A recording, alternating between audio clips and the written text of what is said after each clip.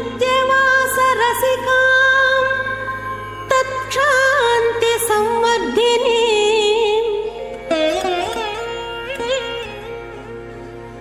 पद्मालंकृतपाणिपल्लवयुगां पद्मासनस्थां ಶ್ರೀ ವೆಂಕಟಾದ್ರಿನಿಲಯ ಕಮಲಾ ಕಾಮುಕಃ ಪುಮಾನ್ ಅಭಂಗುರ ವಿಭೂತಿರ್ನಸ್ತರಂಗಯತು ಮಂಗಲಂ. ಮಂಗಳಮಯನಾದ ಶ್ರೀಹರಿಯ ದಿವ್ಯಕ್ಷೇತ್ರವಾದ ಈ ವೆಂಕಟಾಚಲದ ಬುಡದಲ್ಲಿ ವಿರಾಜಮಾನವಾಗಿರುವ ಪದ್ಮಾವತಿ ಅಮ್ಮನವರ ದಿವ್ಯಕ್ಷೇತ್ರದಲ್ಲಿ ಕಲ್ಯಾಣೋತ್ಸವ ಕಾರ್ಯಕ್ರಮವನ್ನು ಪ್ರಾರಂಭಿಸುತ್ತಿದ್ದಾರೆ. ಪಾಂಚರಾತ್ರ ಆಗಮ ವಿಧಿಗನುಸಾರವಾಗಿ ಕಲ್ಯಾಣೋತ್ಸವ ಕಾರ್ಯಕ್ರಮದ ಸಂಕಲ್ಪವನ್ನು ನೆರವೇರಿಸಿಕೊಳ್ಳುತ್ತಾ ಭಕ್ತ ಜನರೆಲ್ಲರಿಗೂ ಸರ್ವ ವಿಧವಾದಂತಹ ಶುಭಗಳು ಮಂಗಳ ಉಂಟಾಗುವಂತಹ ರೀತಿಯಲ್ಲಿ ಈ ವಿಧಿವಿಧಾನವನ್ನು ಪ್ರಾರಂಭಿಸುತ್ತಿರುವುದನ್ನು ತಾವು ವೀಕ್ಷಿಸುತ್ತಿದ್ದೀರಿ. ವೆಂಕಟನಾಯಕನು ಭೋಗ ಶ್ರೀನಿವಾಸನಾಗಿ ಶಂಖಚಕ್ರ ವಿಭೂಷಿತನಾಗಿ ಈ ಕಲ್ಯಾಣ ವೇದಿಕೆಯಲ್ಲಿ ವರನಾಗಿ ವಿರಾಜಮಾನನಾಗಿದ್ದಾನೆ. ಪರಮಾತ್ಮನ ಸೇವೆಯನ್ನು ಎಲ್ಲ ವಿಧವಾಗಿ ಮಾಡಿಕೊಳ್ಳುವಂತಹ ಅವಕಾಶವನ್ನು ಪರಮಾತ್ಮ ಕೇವಲ ಮಾನವರಿಗೆ ಒದಗಿಸಿಕೊಟ್ಟಿದ್ದಾನೆ. ಯಕ್ಷ ಕಿನ್ನರ ಕಿಂಪುರುಷಾದಿ ಅನೇಕ ಜೀವಕೋಟಿಗಳಿದ್ದರೂ ಅವರೆಲ್ಲರೂ ಕೂಡ ತಪಸ್ಸು ಮೊದಲಾದಂತಹ ಪ್ರಯತ್ನದಿಂದ ಪರಮಾತ್ಮನನ್ನು ಕಾಣುವ ಪ್ರಯತ್ನವನ್ನು ಮಾಡಬೇಕು. ಮಾನವರಿಗೆ ಪವಿತ್ರೇಣ ಸವೇನ ಚ ಇದಂ ಬ್ರಹ್ಮ ಪುಣೀಮಹೇ ವೈಶ್ವದೇವೀ ಪುಣತಿ ದೇವ್ಯಾಗಾತ್ ಯಸ್ಯೈ ಬಹ್ವೀಸ್ತನುವೋ ವೀತಪೃಷ್ಠಾಃ ತಯಾ ಮದಂತಸ್ತಧಮಾದ್ಯೇಷು ವಯಗ್ಸ್ಯಾಮಪತಯೋರಯೀಣಾಂ ವೈಶ್ವಾನರೋ ರಶ್ಮಿಭಿರ್ಮಾ ಪುನಾತು ವಾತಃ ಪ್ರಾಣೇನೆ ಶಿರೋಮಯೋ ಭೂಃ या वा पृथिवी पयसा पयोभिः ऋतावरी यज्ञियेमा पुनीतां बृहद्भिः सवितस्त्रिभिः परिशिष्टैर्देवमन्मभिः अग्ने दक्षैः पुनाहिमा येन देवा अपुनत येनापो दिव्यङ्कषः तेन दिव्येन ब्रह्मणा इदं ब्रह्म पुनीमहे यः पापमानीरध्येति ऋषिभिः सम्भृतगं रसं सत्वगं सपूतमश्नाति स्वदितं मातरिश्वना पावमानीर्यो अध्येति ऋषिभिः सम्भृतगं रसं तस्मै सरस्वती दुहे क्षीरगं सर्पिर्मधूदकं पावमानी स्वस्त्ययनीः सुदुघाहि पयस्वतीः ऋषिभिः सम्भृतो रसः ब्राह्मणेष्वमृतगं हितं पावमानीर्दिशन्तु नः इमं लोकमथो अमुं कामान् समर्थयन्तु नः देवीर्देवैः समाभृताः पावमानी स्वस्त्ययनीः सुदुघाहि घृतश्च्युतः ऋषिभिः सम्भृतो रसः ब्राह्मणेष्वमृतगं हितं येन देवाः पवित्रेण आत्मानं पुनते सदा तेन सहस्रधारेण पावमान्यः पुनन्तु मा प्राजापत्यं पवित्रं शतोद्यामगं हिरण्मयं तेन ब्रह्मविदो वयं पूतं ब्रह्म पुनीमहे इन्द्रः सुनीति सहमा पुनातु सोमस्वस्त्या वरुणः समीच्य यमो राजा अप्रमृणाभिः पुनातु मा जातवेदामोर्जयन्त्या पुनातु भूर्भुवः सुवः तच्छंयोरावृणीमहे गातुं यज्ञाय गातुं यज्ञपतये दैवी स्वस्तिरस्तु नः स्वस्तिर्मानुषेभ्यः ऊर्ध्वञ्जिगातु भेषजं शन्नो अस्तु द्विपदे शञ्चतुष्पदे ओम शांति शांति शांति।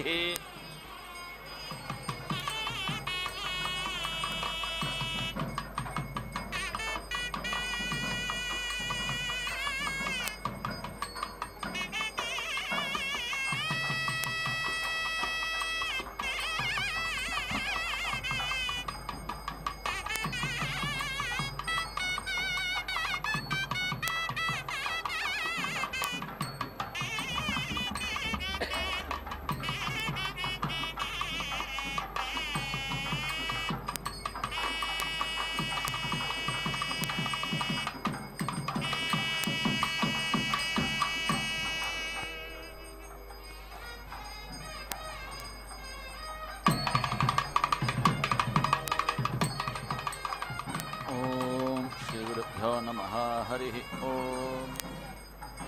तुभ्यम् इति आह षट् वै ऋतवः ऋतुषु एव वृष्टिं दधाति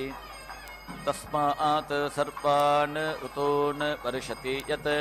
वषट् कुर्यादिति वषट् कुर्यात् यातयामेति यातायामा अस्य वषट्कार इति वषट्कारः स्यात् यत् न वषट् कुर्यादिति वषट् कुर्यात् रक्षागंसि यज्ञं हन्युः वट् इति आह परोक्षमिति परः अक्षम् एव वषट् करोति न अस्य यातयामेति यातायामा वषट्कार इति वषट्कारः भवति न यज्ञं रक्षागंसि घन्ति सुजात इति सुजातः ज्योतिषा सह इति अनुष्टुभेत्यनु स्तुभा उपेति नश्यति अनुष्टुभित्यनु स्तुप् सर्पाणि छन्दागुंसि खलु वै अग्नेः प्रिया तनूः प्रियया एव एनं तनुवा परीति दधाति वेदुकः वासः भवति यः एवं वेद वारुणः वै अग्निः उपनद्ध इत्युपनद्धः उदिति उ तिष्ठ स्वध्वरेति सु अध्वर ऊर्ध्वः उ स्विति नः ऊतये इति सावित्रीभ्याम् उदिति तिष्ठति सवितृप्रसूत इति सवितृप्रसूतः एव अस्य ऊर्ध्वां वरुणमेनिमिति वरुणमेनिम् उदिति सृजति द्वाभ्याम् प्रतिष्ठित्य इति प्रतिष्ठित्य एषः जातः गर्भः असि रोदस्योः इति आह इमे इति वै रोदसी इति तयोः एषः गर्भः यत् अग्निः तस्मात् एवम् आह अग्ने चारुः विभृत इति विभृतः ओषधीषु इति आह यदा हि एतम् विभरन्तीति विभरन्ति अथ चारुतर इति चारुतरः भवति प्रेति मातृभ्य इति मातृभ्यः अधीति कनिक्रदत् गाः इति आह ओषधयः वै अस्य मातरः ताभ्यः एव एनं प्रेति च्यावयति स्थिरः भव वीड्वङ्ग इति वीडु अङ्गः इति गर्दभे एति साधयति समिति नश्यति एव एनम् एतया स्थेम्ने गर्दभेन समिति भरति योनिः वै गर्दभेन समिति भरति तस्मात् गर्दभः पशूनां भारभारितम इति भारभारितमः गर्दभेन समिति भरति तस्मात् गर्दभः अपीति अनालेश इत्यनालेशे अतीति अन्यान् पशून् मेद्यति अन्नं हि एनेन अर्कं संभरन्तीति संभरन्ति गर्दभेन समिति भरति तस्मात् गर्दभः विरेता इति द्विरेताः सन् कनिष्ठं पशूनां प्रेति जायते अग्निः हि अस्या योनिं निर्दहतीति निदहति प्रजास्विति प्राजासु वै एषः एतरिः आरूढ इत्यारूढः सः ईश्वरः प्रजा इति प्राजाः शुचा प्रदः इति प्रादः शिवः भव प्रजाभ्य इति प्राजाभ्यः एव एनं शमयति शिवः भव प्रजाभ्य इति प्राजाभ्यः इति आह प्रजाभ्य इति प्राजाभ्यः एव एनं शमयति मानुषीभ्यः त्वम् अंगिरः इति आह मानव्यः हि प्रजा इति प्राजाः मा द्यावा पृथिवी इति द्यावा पृथिवी अभीति शुशुचः मा अंतरिक्षं मा वनस्पतीन् इति आह एभ्यः एव एनं लोकेभ्यः शमयति प्रेति एतु वाजी कनिक्रदत् इति आह वाजी हि एषः नानदत् रासभः पत्वा इति आह रासभः इति हि एतं ऋषयः अवदन् भरन् अग्निं पुरीष्यम् इति आह अग्निं हि एषः भरति मा पादि आयुषः पुरा इति आह आयुः एव अस्मिन् दधाति तस्मात् गर्दभः सर्वम् आयुः एति तस्मात् गर्दभे पुरा आयुषः प्रमीत इति प्रमीते बिभ्यति वृषा अग्निं वृषणं भरन् इति आह वृषा हि एषः वृषा अग्निः अपां गर्भं समुद्रियम् इति आह अपां हि एषः गर्भः यत् अग्निः अग्ने एति याहि वीतये इति वै इमौ लोकौ वीति ऐताम् अग्ने एति याहि वीतये इति यत् आह अनयोः लोकयोः वीत्या इति वी इत्यै प्रच्युत इति प्रच्युतः वै एषः आयतनादित्या आयतनात् अगतः प्रतिष्ठामिति प्रतिष्ठा सः एतरिहि अध्वर्युं च यजमानं च ध्यायति ऋतं सत्यम् इति आह इयं वै ऋतम् असौ सत्यम् अनयोः एव एनं प्रतीति स्थापयति न आर्तिम् एति ऋच्छति अध्वर्युः न यजमानः वरुणः वै एषः यजमानम् अभि एति एति यत् अग्निः उपनद्ध इत्युपनद्धः ओषधयः प्रतीति गृह्णीत अग्निम् एतम् इति आह शान्त्यै व्यस्यन्निति वि अस्यन् विश्वा आह अमतीः अरातीः इति आह रक्षसाम् अपहत्या इत्यपहत्यै निषीदन्निति निषीदन् नः अपेति दुर्मतिमिति दुः मतिं हनत् इति आह प्रतिष्ठित्या इति प्रतिष्ठित्यै ओषधयः प्रतीति मोदध्वम् एनम् इति आह ओषधयः वै अग्नेः भागधेयमिति भागधेयम् ताभिः एव एनम् समिति अर्धयति पुष्पावतीरिति पुष्पावतीः सुपिप्पला इति सुपिप्पलाः इति आह तस्मात् ओषधयः फलं गृह्णन्ति अयं वहागर्भः ऋत्वियः प्रत्नं सधस्थमिति सधास्थम् एति असदत् इति आह याभ्यः एव एनं श्यावयतीति प्राश्यावयति तासु एव एनं प्रतीति स्थापयति द्वाभ्याम् उपावहरतीत्युप अवहरति प्रतिष्ठित्या इति प्रतिष्ठित्यै वारुणः वै अग्निः उपनद्ध इत्युपनद्धः वीतिपाजसा इति वीतिस्रगंसयति सवितृप्रसूत इति सवितृप्रसूतः एव अस्य विशूचीं वरुणमेनिमिति वरुणमेनिं वीति सृजति अपः उपेति सृजति आपः वै शान्ताः शान्ताभिः एव अस्या शुचं शमयति तिसृभिरिति तिसृभिः उपेति सृजति त्रिवृदिति त्रिवृत् वै अग्निः यावान् एव अग्निः तस्या शुचं शमयति मित्रः सगं सृज्येति संसृज्य पृथिवीम् इति आह मित्रः वै शिवः देवानां तेन एव एनं समिति सृजति शान्त्यै यत् ग्राम्याणां पात्राणां कपालैः सगं सृजेदिति संसृजेत् ग्राम्याणि पात्राणि शुचा अर्पयेत् अर्मकपालैरित्यर्मकपालैः समिति सृजति एतानि वै अनुपजीवनीयानीत्यनुपजीवनीयानि तानि एव शुचा अर्पयति शर्कराभिः समिति सृजति धृत्यै अथो इति शन्त्वायेति शन्त्वाय अजलोमैरित्यजलोमैः समिति सृजति एषा वै अग्नेः प्रिया तनूः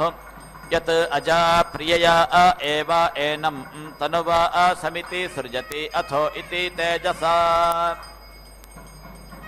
कृष्णाजिनस्येति कृष्णा अजिनस्य लोमभिरिति लोमभिः समिति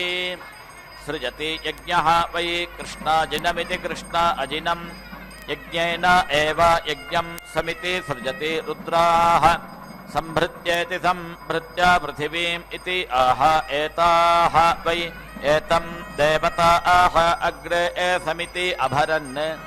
ताभिः एव एनं समिति भरति मखस्य शिरः असि इति आह यज्ञः वै मखः तस्य एतत् शिरः यत् उखा तस्मात् एवम् आह यज्ञस्य पदे इति स्थः इति आह यज्ञस्य हि एते इति पदे इति अथो इति प्रति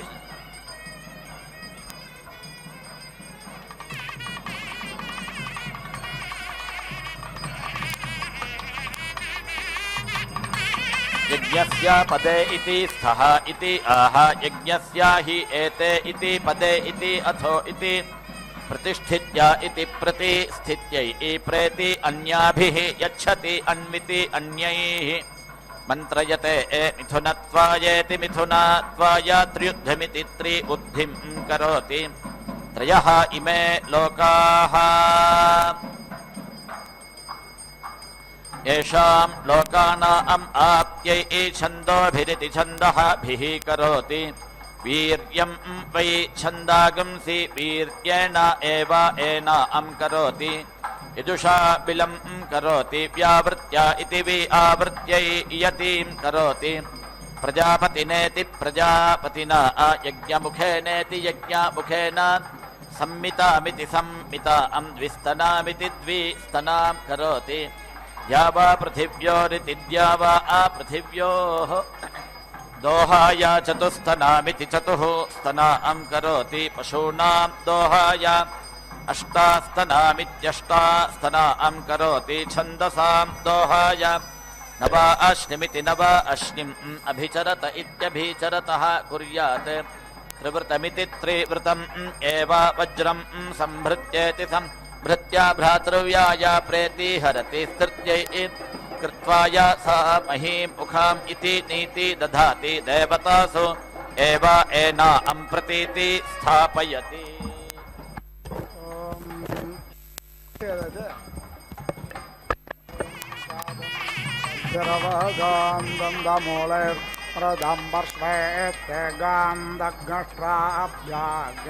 सरस्वत्या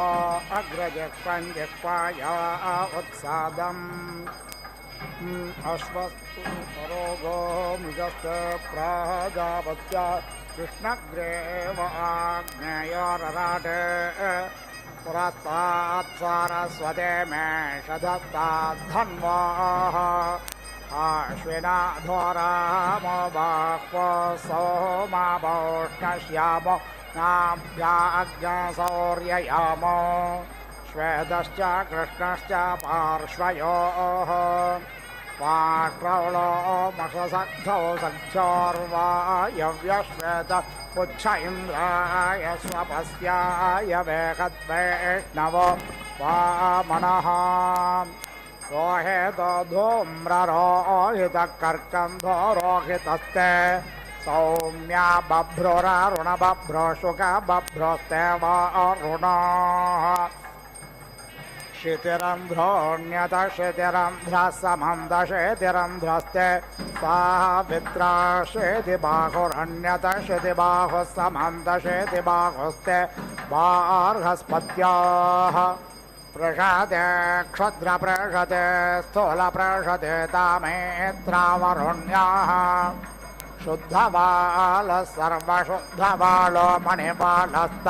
अश्विनाः श्वेतश्चेताक्षो रुणस्ते रुद्राय पशुपतय कर्णाय माः अवलिप्ता रौद्रानभो रूपाः पार्जन्याः प्रश्नस्य रश्चन प्रश्नरोर्ध्वप्रश्नस्ते मारुताः फल्गोल्लोहितोर्नेबालक्षेताः सारस्वत्याः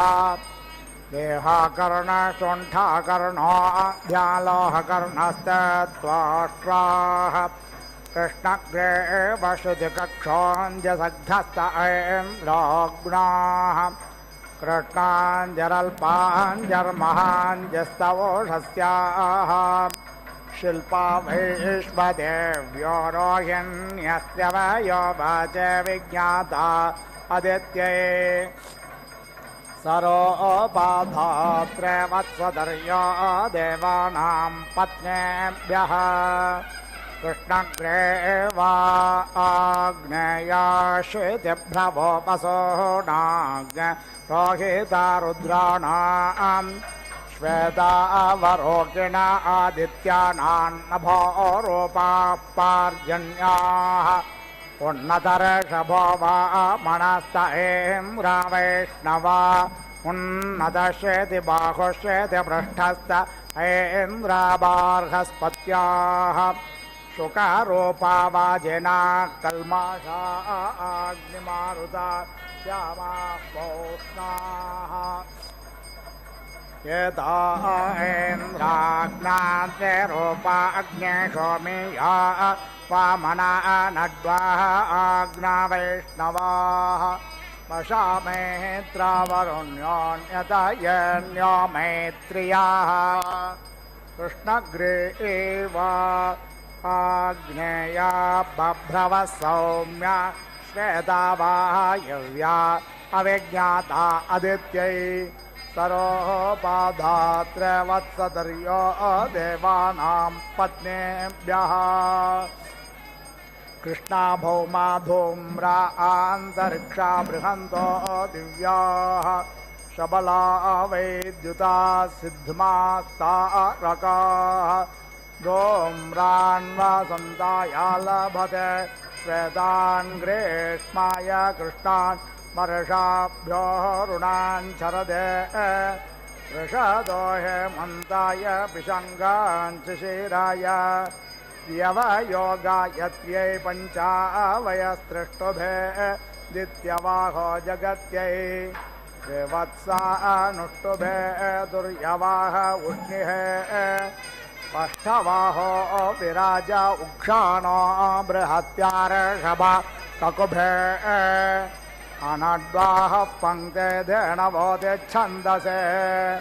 कृष्णग्रीवा आग्नेया बभ्रवः सौम्या श्वेता वायव्या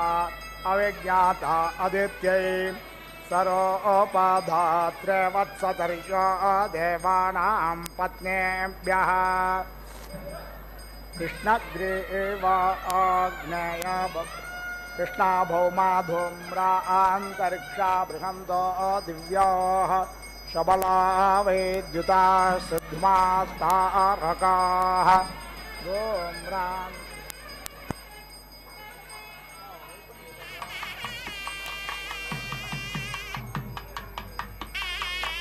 धूम्रान् वसन्ताया लभते श्वेतान् ग्रीष्माय कृष्णान् वर्षाभ्यो ऋणान् शरदे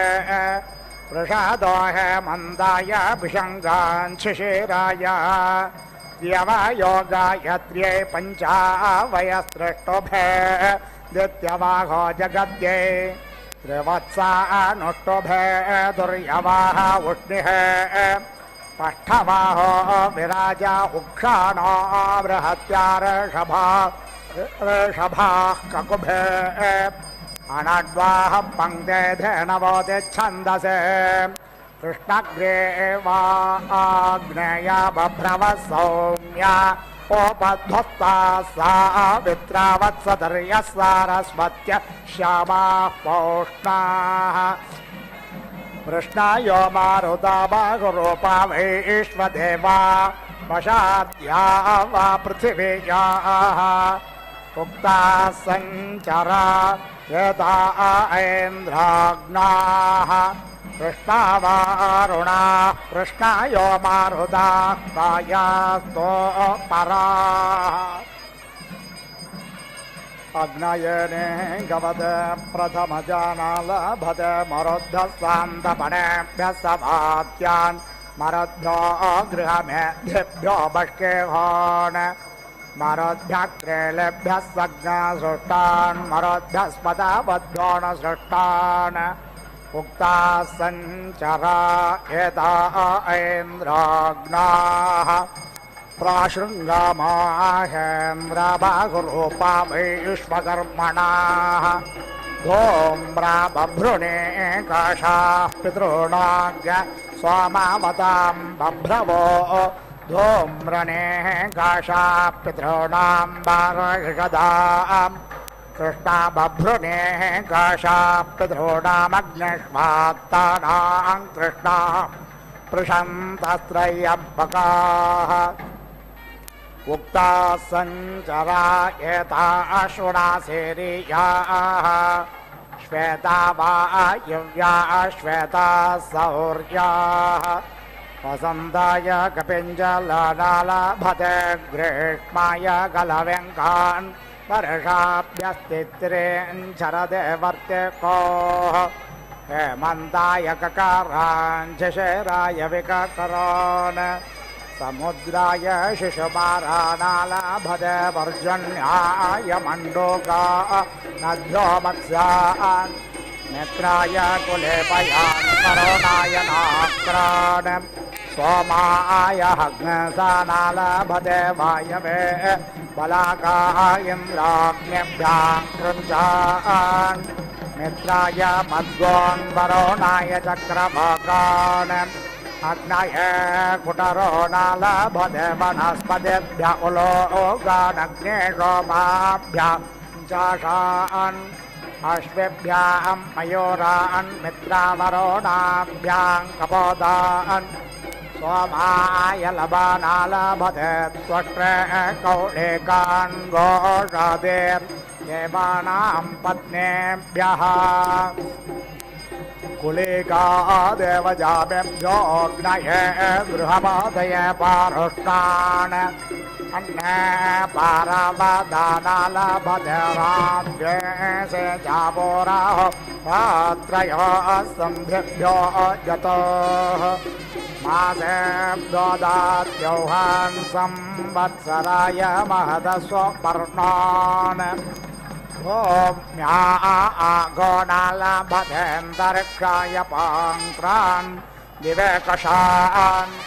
विघ्नाकुलान् बभ्रुगाणवान्तरदिशाभ्याः पशुभ्यरिष्याणालभते रुद्रेभ्यो रुरोहण विद्येभ्योऽन्यङ्गोन् विश्वेभ्यो देवेभ्यः पृषतान् ताभ्येभ्यः कुलङ्गान् ईशानाय परस्पदालभते पुत्राय गौरान् परोणाय महिषान् बृहस्पतये कवयाय स्पष्टपुत्रान्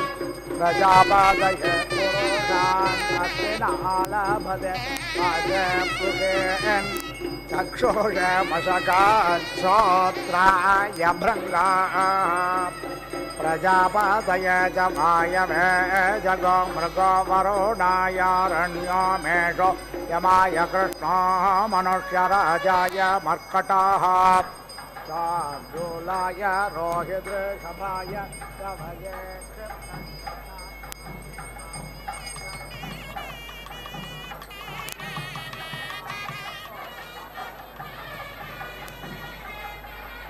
मयोः प्राजापत्य उलोहलिक्नो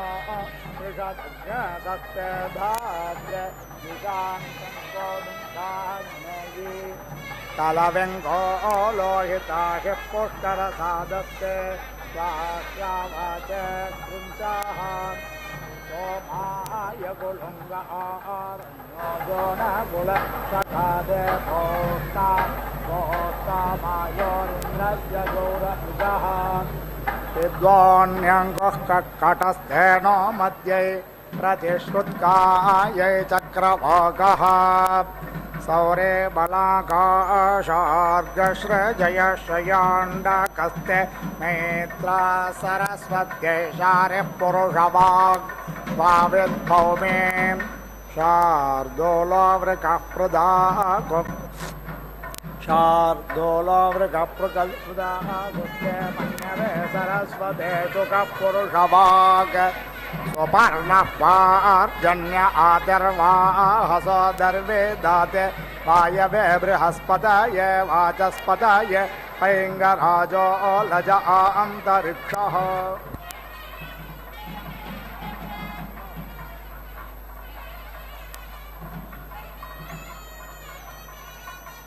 नमो मद्गोर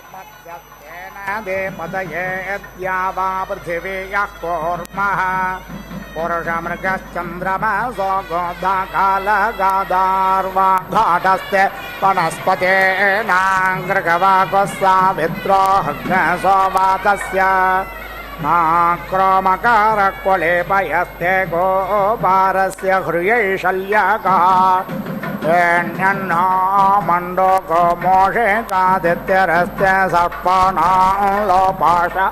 आश्विनकृष्णो रात्र्ये वृक्षो जतो सुशिलिकातयेतरजनानां जगावैष्णवे अन्यवापोऽर्धमासानामृष्यो मयोरस्वपर्णस्ते गन्धर्वाणामपामुद्रमासां कश्यपः रोहित्वन् ऋणाचे गोलत्ते काते अप्सरसां मृत्यवे सितः वर्षाहोर्तो नामाघुक्कशो मान्थालस्ते पितॄणां बलाय जगरो वसोनां कपिञ्जलः कपोत उलोकशस्ते निररत्यै वरुणायारण्यमेषः श्वित्र आदित्यानामुष्टो घृणे वान्वार्ध्रेण सत्ते मत्या अरण्याय श्रमररुद्रः पयः कुटरुर्दात्यो हस्ते वाजिनां कामाय पिकः खड्गो वैश्वदेवश्वा कृष्णः कर्णो गर्दभत्तरक्रस्ते रक्षसा इन्द्राय सूकरः सिद्धो मारुतक्रकलासः पिप्पकाशकुनिस्ते शरव्यायै विश्वेषां देवानां प्रशतः शादं दद्भिरवगां दन्तमूलैर्मृदं वर्ष्वेस्ते दग्गट्राभ्याज्ञ सरस्वत्या अग्रजिह्वञ्जिह्वाया उत्सादम् अवक्रन्दनतालुवाजग्रहणोऽभ्यामपास्येन वृषणमाण्डाभ्याम् आदित्यान् श्मश्रोभ्यः पन्थानां भ्रोभ्यां द्यावा पृथिवे वर्तोभ्यां विद्युतं कणेन गाभ्याम् शुक्लाय स्वाहा कृष्णाय स्वाहा भार्याणि वक्ष्माण्यवा या इक्षवो भार्याणि वक्ष्माणि पार्या इक्षवः पादं प्राणेनापानेन नासिक उपयाममधारेणोष्ठेन सदोत्तरेण प्रकाशेनान्तरमनोकाशेन बाह्यन्निवेक्ष्मं मूर्ध्रास्तनयत्वान्नर्बाधेन शनिं मस्तिष्केन विद्युतं कणेन गाभ्याम् कर्णाभ्याग्श्रोत्राभ्यां कर्णोत् जनेमाधरकण्ठेन पष्टोष्टकण्ठेन चित्तं मन्याभिः अदे दिग्गशीर्ष्टा निररदन्निर्जज्जल्येन शीर्ष्टा सङ्क्रोशैः प्राणान् रेष्मानग्स्तुपेन मशकाङ्कशैरेन्द्रज्ञस्पपासावहेन बृहस्पतिज्ञशकुनिसादेन कूर्मान् शफैराक्रमाणज्ञस्थोराभ्यामृक्षलाभिः कपिञ्जलान् यवञ्जङ्घाभ्यामध्वानं बाहुभ्याञ्जाम्बेले नारण्यमग्निमतिरुभ्याम् पोषणं दोर्भ्यामश्विना अग्नसाभ्याग् रुद्रज्ञरोराभ्याम् अग्नेः पक्षतिर्वायोर्निपक्षतिरिन्द्रस्य तृतीयापां चतुर्थे आदित्ये पञ्चमेन्द्राण्ये षष्ठे मरुताग्ने सप्तमे बृहस्पतिरष्टमे हर्यम्नो नवमे धातुर्दशमेन्द्रस्य एकादशे वरुणस्य द्वादशे यमस्य त्रयोदशे इन्द्राज्ञाः पक्षते सरस्वते निपक्षतिर्मित्रस्य तृतीया सोमस्य चतुर्थे निररत्ये पञ्चम्यग्ने सोमायोष्ठे सर्पाणाज्ञ सप्तमे विष्णोरष्टमे ओष्णानवमे त्वष्टुर्दशमेन्द्रस्यैकादशे वरुणस्य द्वादशी यम्यैत्रयोदशी यावाः पृथिव्योर्दक्षिणं पार्श्वं विश्वेषां देवानामुत्तरम् मरुताग्स्कन्धा विश्वेषां देवानां प्रथमा केकसा रुद्राणां द्वितीया आदित्यानां तृतीया वायो पुच्छमग्ने सोमायोर्भासदौ पृञ्चोष्णोनिभ्यामिन्द्र बृहस्पते पूर्वभ्यां मित्रावरोह्णा औदाभ्यामाक्रमणगस्थोराभ्या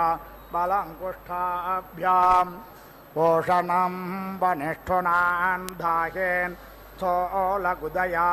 सर्पान् गुदाभिर्विकृत आन्त्रैरपोवस्तिना वृषणमाण्डाभ्याम् वाचेनग्नशपेन प्रजाग्रतसा चाषान् पित्तेन प्रदरान् आयुना कोष्माञ्छागपिण्डैः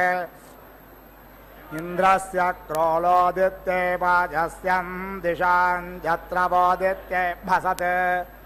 जीमोतान् हृदयोपशेनान्तरिक्षं पुरे तथा नभ उदर्येण चक्रवाको मतस्नाभ्यां दिवं वृक्कभ्याङ्गिरेन् प्लाशिभिः उपालान् प्लेन्हावल्मेकान्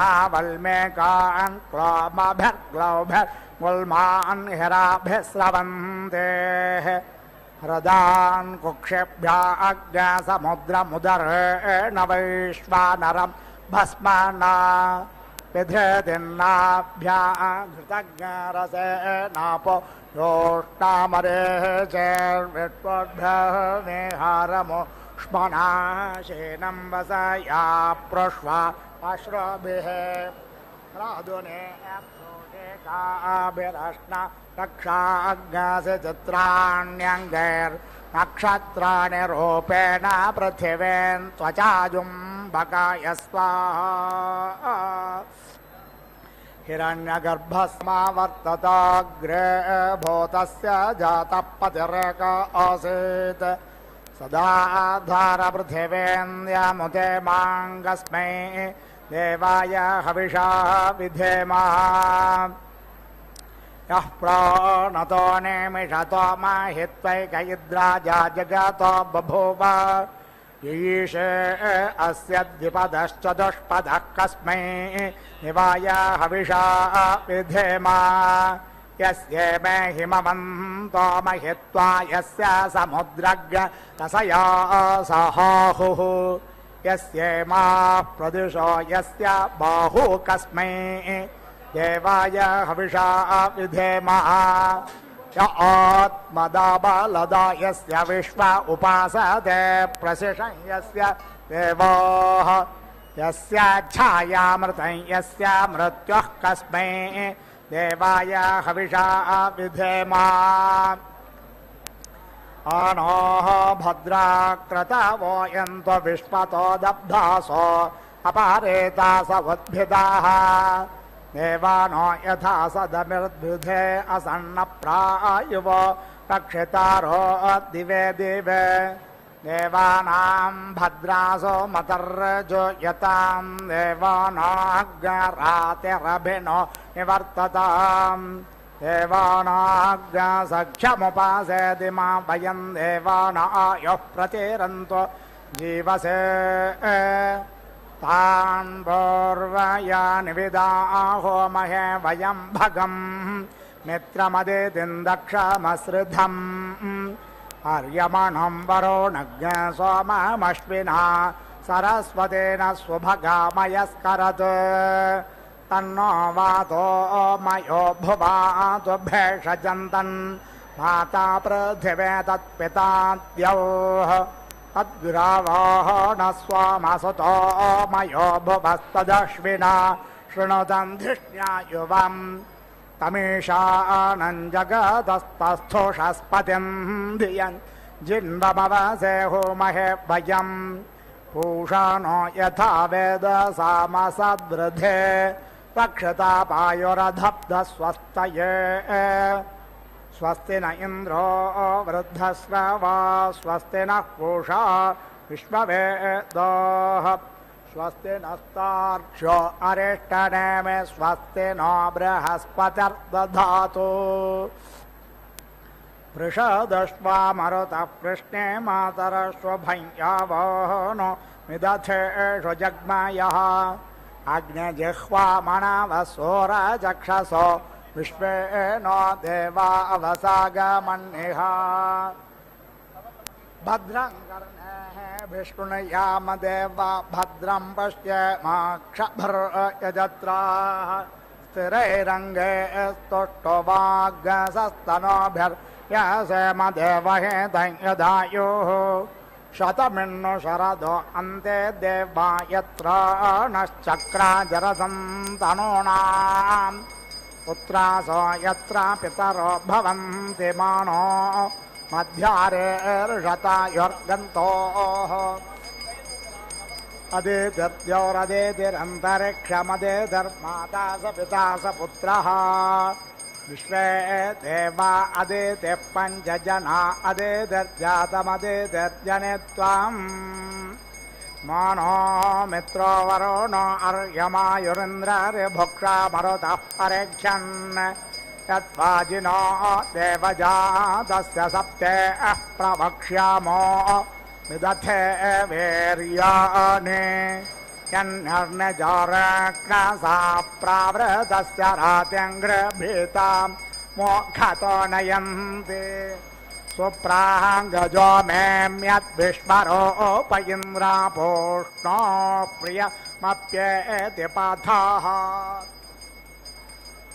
एषच्छागः पुरो अश्वेन वाजिना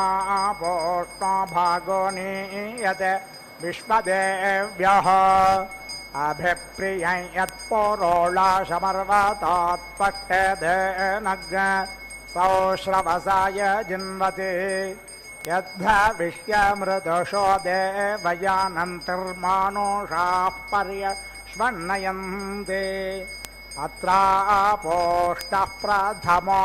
भागयेति यज्ञं देवेभ्यः प्रतिवेदयन्नजः होताध्वर्युरावय अग्निमिन्धोग्रावग्राभ उत षड्गस्तासु विप्रः तेन यज्ञेन स्वरङ्कृतेन स्विष्टेन वक्षणा आपृणध्वम् योपौरस्का उत ये योपवाहाश्च शालै ये अश्वयोपायतक्षति ये चार्वते पचनज्ञसम्भरन्त्युतो तेषामभिगोर्तिर्नयन्वत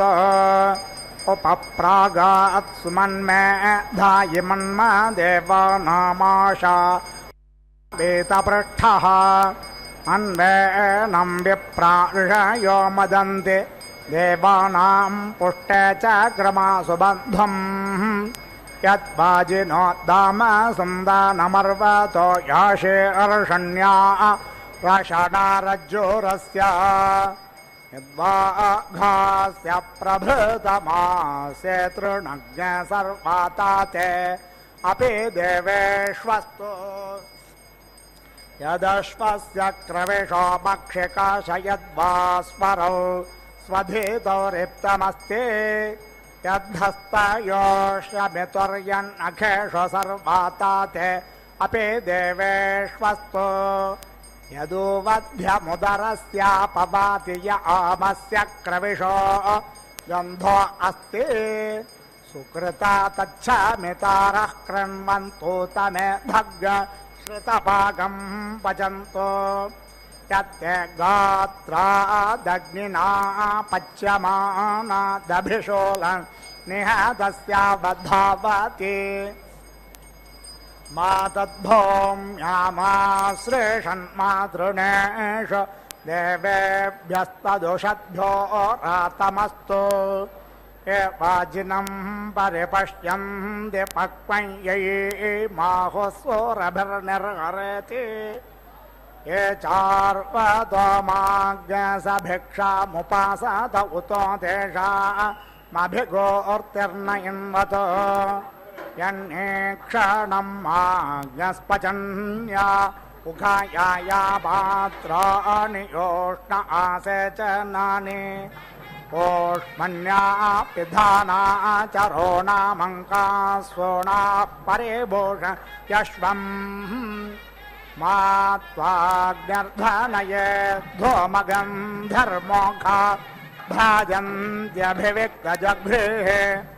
इष्टं वेदमभिगोर्तं वषत्कृतं तं देवासः प्रति गृभ्रन्त्यश्वम् निक्रमणं निषदनं विवर्तनं यच्च पड्वेषमर्वतः यच्च पपो यच्च घासिं जघास सर्वाता ते अपि देवेष्वस्तु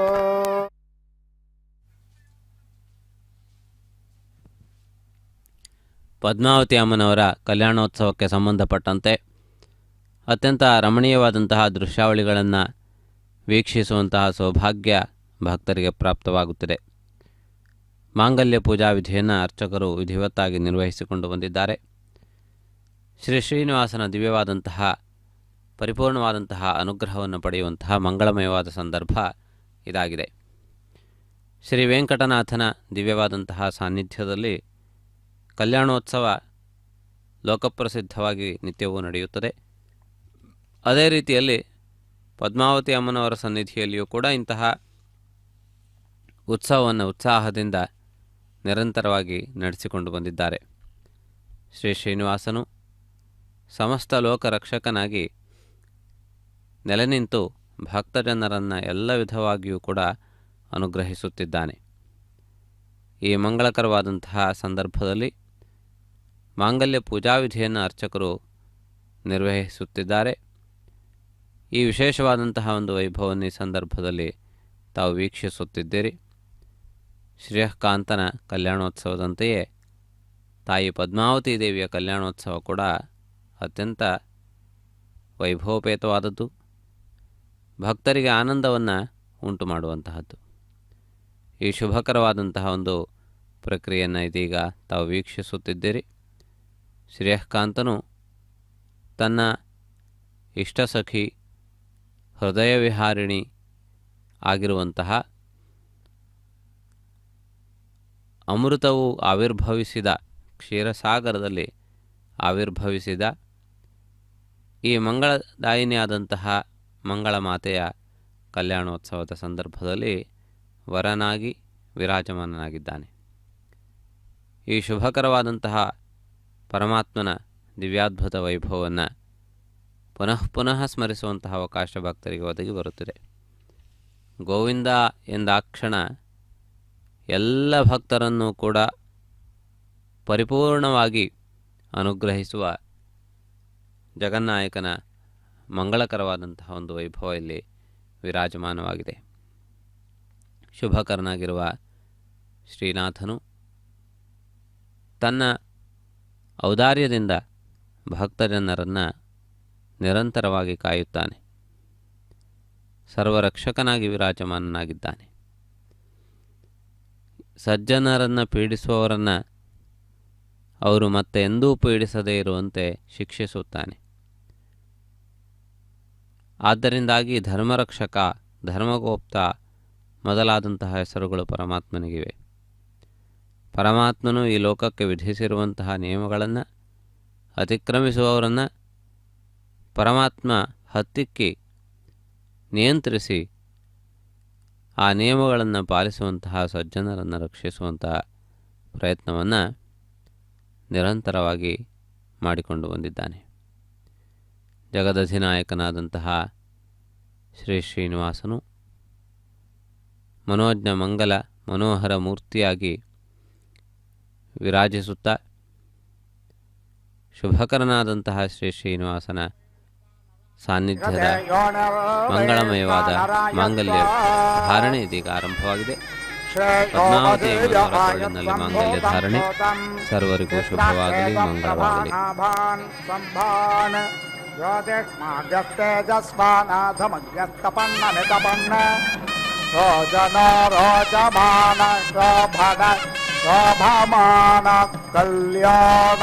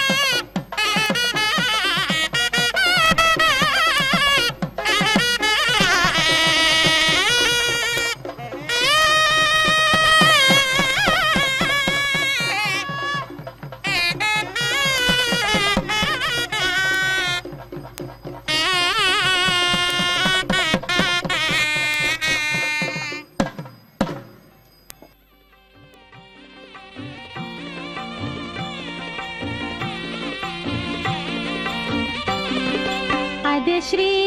వెంకటపతి అలమేలు మంగయును కదిసియున్నారు తమకమున పెండ్లికిని. అదే శ్రీ వెంకటపతి అలమేలు మంగయును కదిసియున్నారు తమకమున పెండ్లికిని.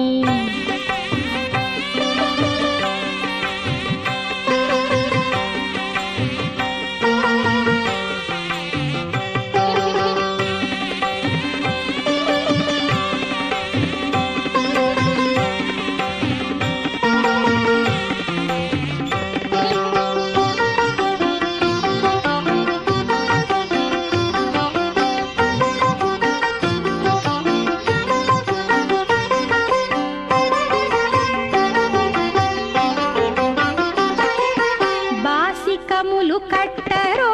పై పై దంపతులకు శేషపాలందియరో చేతులకును.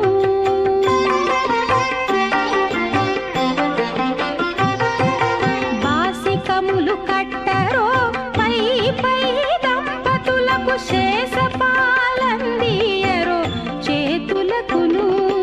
సూసకాల పేరంటాండ్లు శోభాన పాడరో సూసకాల పేరంటాండ్లు శోభాన పాడరో మోసపోక ఇట్టే ముహూర్తమడుగరో. అదే శ్రీ వెంకటపతి అలమేలు మంగయును కదిసియున్నారు తమకమున పెండ్లికిని.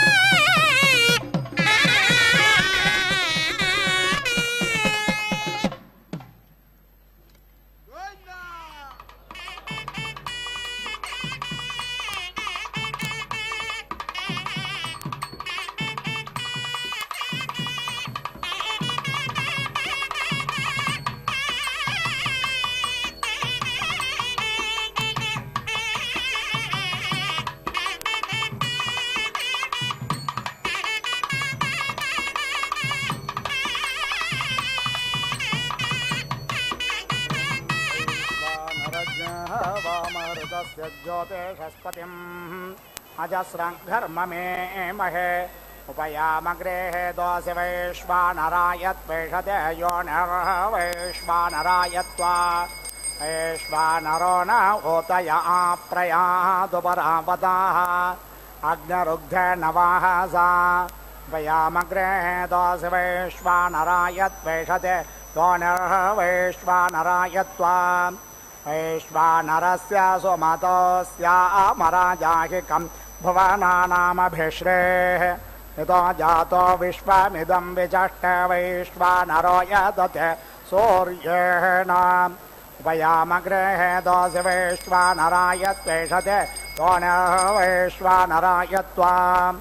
मरुत्वा इन्द्रवृषभोरणाय पिबा सोममनुष्वधं मदाय आसिञ्जस्व जठरे मध्वा ऊर्म्यन्द्वग्ने राजासे प्रतिपत्सुतानाम्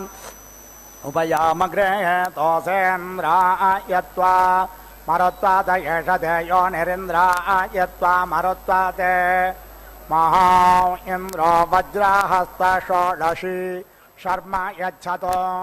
हन्तो पाप्मानयोऽस्मान् वेष्टे उपयामग्रे तोसेन्द्राय त्वा षोडशिना येषते योनिरिन्द्राय त्वा षोडशिने अग्निर्षः पवमानः पाञ्चजन्यः पुरोहितः तमे महे महागयम् अनो वीरैरनो पुष्यास्मगोभिरन्वश्वैरनु सर्वेण पुष्टैः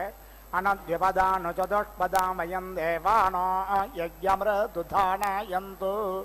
पूर्णाहुतिमुत्तमाञ्जुहोति सर्वं वै पूर्णाहुतिः सर्वमेवाप्नोति अथो इयं वै पूर्णाहुतिः अस्यामेव प्रतिष्ठति ॐ नारायणाय विद्महे वासुदेवाय धीमहि तन्नो विष्णुः प्रचोदयात् स्वाहा ॐ महादेव्यै च विद्महे विष्णुपत्न्यै च धीमहि तन्नो लक्ष्मी प्रचोदयात् स्वाहा।